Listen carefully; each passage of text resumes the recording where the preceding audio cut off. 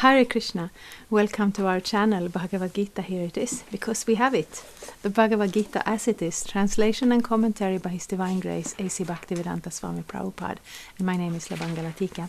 So we are reading from text 53 today in the 11th chapter, the universal form. Shri Guru Shri Juta Padakamalang. So, the 11th chapter is almost over. This is text 53, and we have seen something extraordinary, or rather Arjuna has seen it, but it has been shown to us in the form of the book, the text, and it has given us, one aspect of Krishna. Krishna is God, so Krishna can do anything. Everything that has ever been done is resting on his energies.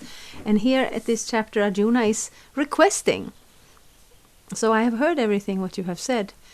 And now can you show me this? And Krishna shows him, because that is what Krishna does. He reciprocates with the desire of his devotees. And in general, we see that in the spiritual world, that is completely resting on desire. Because this material world is also ultimately resting on desire.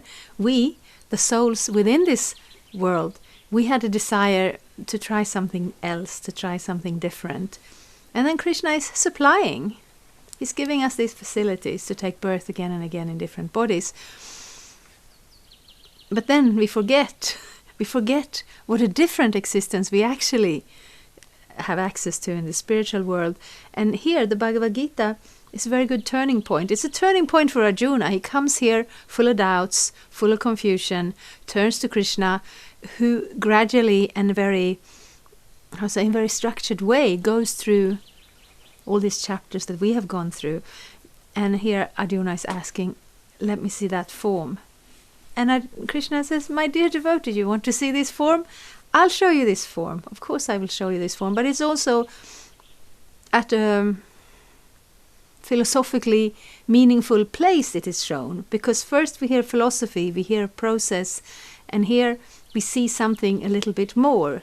Something that indeed should shake us up out of any doubts. But it is not generally that desire that is shared between Krishna and the devotee. That the general spiritual desire is one of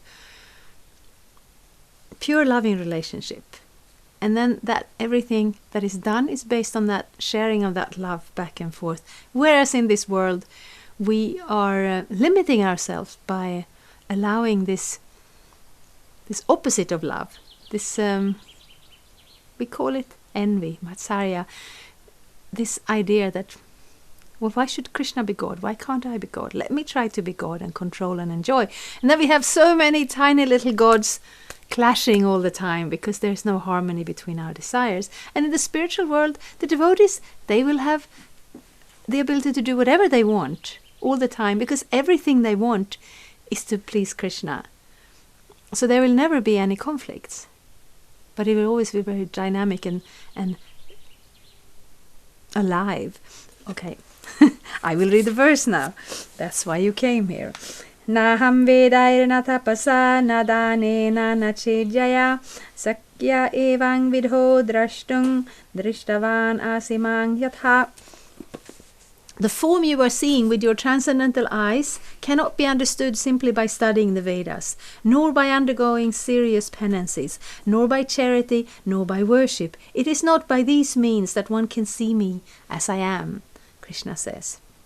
In Prabhupada's purport, Krishna first appeared before his parents Devaki and Vasudeva in a four-handed form, and then he transformed himself into the two-handed form. This mystery is very difficult to understand for those who are atheists or who are devoid of devotional service.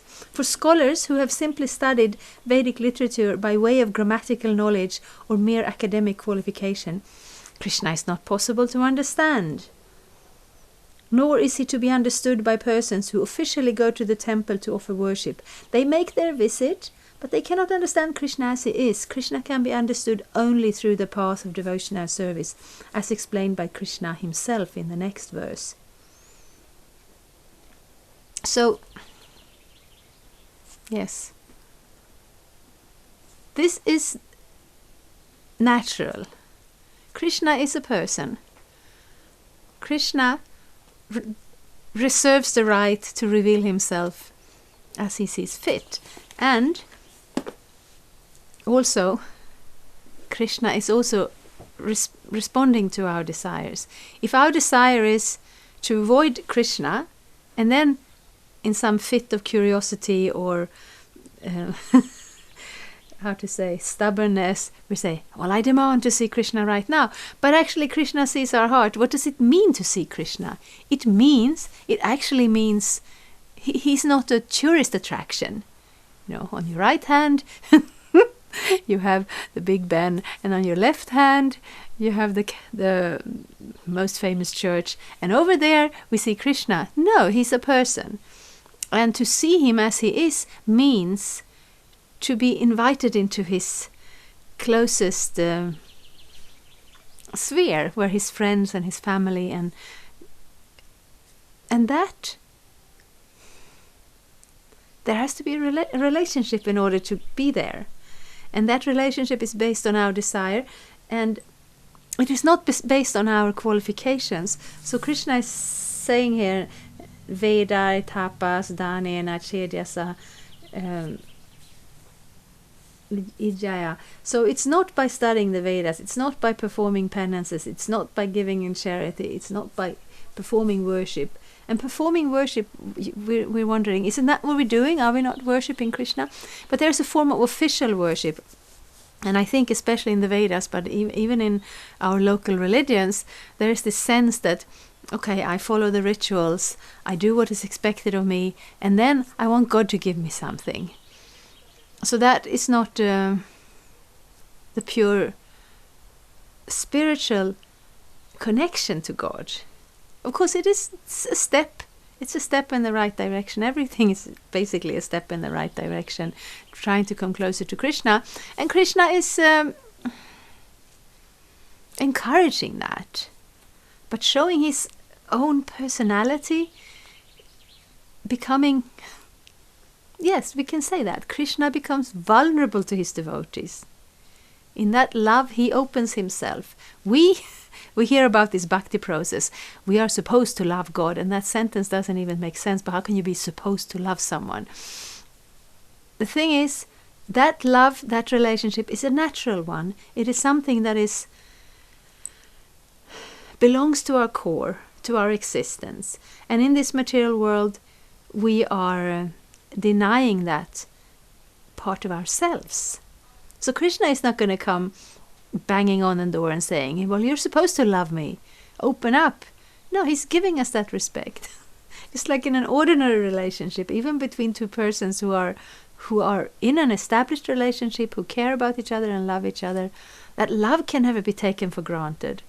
Yes, we can, everything else, we our duties that we share, and that we can make some agreement that it has to be followed. But the love has to come from the person. And that is even more so with God. And God, of course, he's so powerful. Sometimes they ask that, if God is good and God is powerful, why is he allowing this whole mess in this world? And the reason is, we want to be here and we want to make that mess. Because we don't want to abide by the instructions of God. And those instructions are given not just because God has this idea that he's going to sit here and tell everybody what to do. He has no interest in that. He's already satisfied. He has so many devotees. He has his energies can automatically make everything happen. The one thing he doesn't have automatically is our love. But that love can never be forced. Krishna can always give the opportunity. He can open the door. He can show the path. But it's up to us to connect to it, to take it up. And therefore, Krishna says, it may seem like it's just another, structure or rule. It says, only a pure devotee can see Krishna. Only by pure devotional service can Krishna be seen and understood. But this is not so much that it's a rule, then it is a fact. Because when Krishna gives himself, he gives himself fully. And if he gives himself fully to somebody with ulterior motives, that is not a very good scenario for anyone in this world. Like, we're all coming here thinking we're supposed to be the controller and the enjoyer. And then we clash because our perspective is limited. When we do some activity, it is not necessarily good for everybody. We see that all the time. People who get a little power, who get a little influence, and then they benefit, their own family or themselves, and then somebody else will have less as a result. God is not like that. He has given us this world, and we are tumbling around in this world, creating our own karmas at every step, and then we are also taking birth again and receiving that karma again. And that's how it is in this world. But at the same time, it is always possible to reach out for God, and He will respond. And then when he answers to our call, it doesn't mean He will give us riches or health or peace on earth or all these things that we want. He will give us the opportunity to step out of that existence where something is lacking. In the spiritual world, there is no lack. There is no lack at all. And therefore, in this world, the main lack, Srila Bhaktisiddhanta, who's the spiritual master, Srila Prabhupada, said that there is nothing lacking in this world. The only thing that's lacking is God consciousness, Krishna consciousness. So that's what we're trying to add. That's what Krishna is actually trying to add by giving us that opportunity. So, because Arjuna is already connected to him as a friend, but he's showing an example for us. He's making it... it's not something abstract. It's not a philosophical point that we might be able to grasp, and we might not be able to grasp if we're not, intelligent enough or have studied enough, if we don't have these philosophical concepts. No, it is not dependent on anything. Just as it cannot be gained by any of these material methods or qualification, neither can it be lost because we don't have the material qualifications. Because it's a matter of the heart, of the soul. And therefore, when we understand that, when we understand it just a little bit, it's like a new window opens. And then we can think that we are so fortunate to have this opportunity to start to connect to Krishna through loving devotional service. And just as we can never deserve it by a material process or qualification, neither can we be disqualified. So that is a loving relationship between Krishna and the devotee, and that wakes up in the heart by a gradual practice of devotional service. That's what we have, sadhana bhakti, regulated practice of devotional service. And at this time, when Krishna has appeared just only 500 years ago, or more, 534, something like that, he came as Lord Chaitanya. And in order to reciprocate with him and please him, give him something to make him happy, not only do we want to take to that devotional service, but we want to share it also. So it's accessible for everyone in this world. So yes, we are coming in that line, trying to share the Bhagavad-gita to the best of our ability.